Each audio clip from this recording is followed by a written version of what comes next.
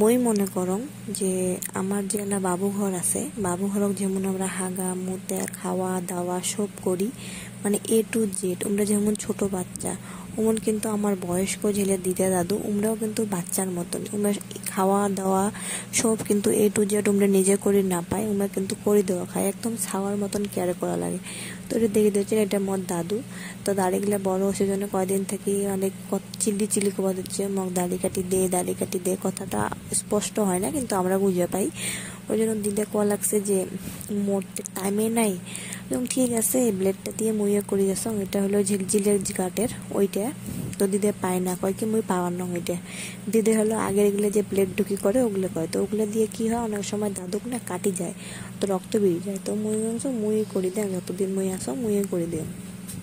তো মুই যখন যাং দাদুক মানে খাওয়া দাওয়া ও আর মানে টুকটাক কামগুলো করে দেন, দিদা অল্প হেল্প করে দেন আর কি, কারণ সবসময় তো মুই থাকুক না।